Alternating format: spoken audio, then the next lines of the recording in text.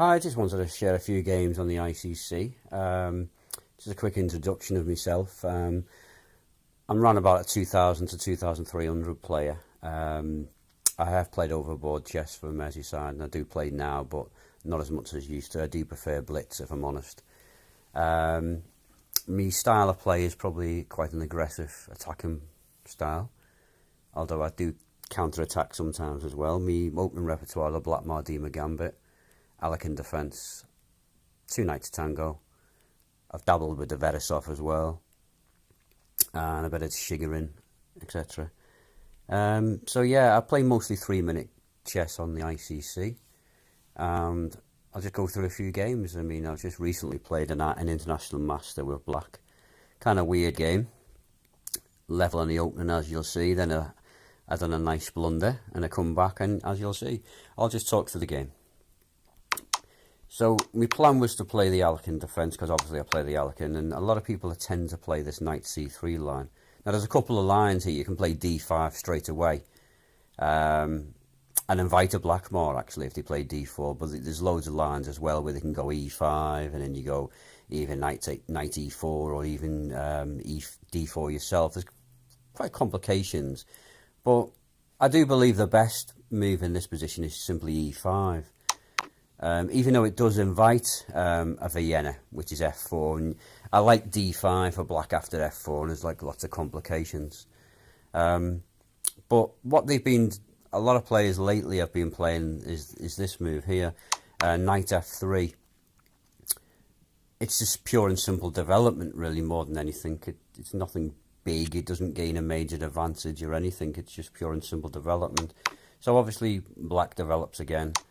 Bishop b5. We have like a Lopez type position here.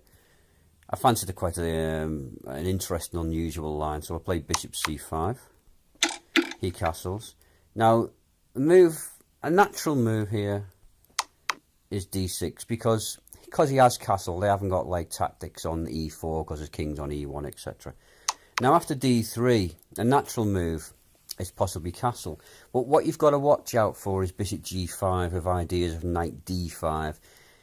Can be quite embarrassing, because you don't want to be playing like castle, bishop g5, h6, bishop h4, because you've still got that threat of knight d5. And certainly what you don't want to be doing in these type of setups is g5 and things. And so the reason why I played this was basically to stop bishop g5. He obviously doesn't like the idea as well, so he stopped me from bishop g4. So now it's time to castle. a4, expanding on the queen side. So I pop the question to the bishop just to see what he wants to do. Bishop c4, logical.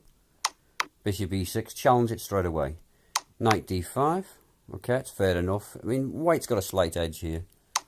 Knight d4. So I just want to exchange lots of pieces and pray. c3, knight takes f3. Queen takes.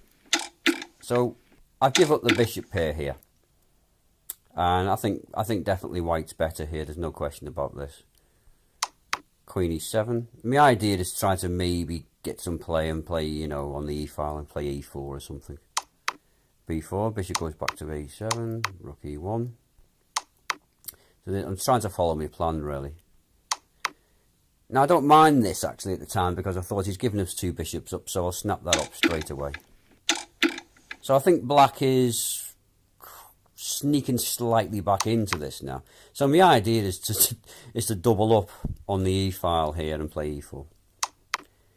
a4. So I'm ignoring this plan. Now, this is a whopper of a move that I played here. Guess the blunder. Yeah, you saw it. Just giving him an exchange for absolutely nothing. Well played, Joe.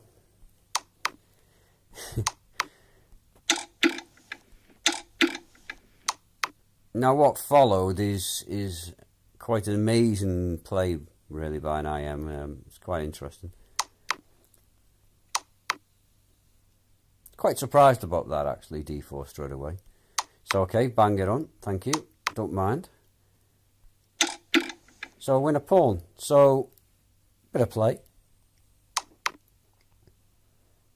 Now, now I thought I'd just like go for it now and just absolutely try and hack him on the king side.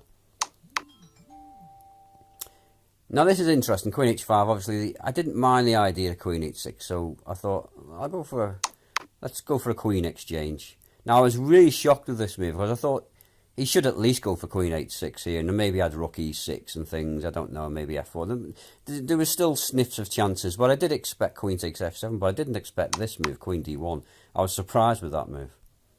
F4. So I'm quite happy now, and all of a sudden I'm coming back into this game. Rook g4. Queen f5, just to support the e-pawn, and possibly push as well, maybe chances of e3. Queen f7, so he's ganging up on me e-pawn, trying to obviously stop the e3. So I thought, okay, let's try and win this exchange back. So knight f6, rook h4, d5, just to support me e-pawn, and you know, so I can do something else with my pieces apart from just defending e-pawn. King h2. He was in a bit of time trouble here, to be fair, as well. So the idea of king h7 was to play g5. I couldn't play that before because he had rook h6. So that was my idea of king h7. f3. Okay, don't mind this. Continue with pan g5. Now rook g5. There's no need to take this rook straight away, because obviously I can just play this. h5. Thank you very much. F takes e. D takes e. Now it's actually totally won now for black. Trying one last cheapo of queen f7, try and get things on me, but this last move stops the last cheapo, and that's it, game over.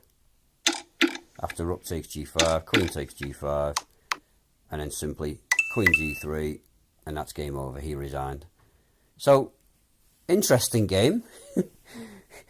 It just shows you in 3-minute chess what can happen, really. As long as you've got a little sniff and a little tiny bit of play somewhere, try to create something, never give in. Yeah, I blundered the exchange, but my pawns on the king side keep on getting pushed, and my knights work very well. So that's an interesting game against an international master. Any comments or questions, just leave them at the bottom. Cheers, thank you.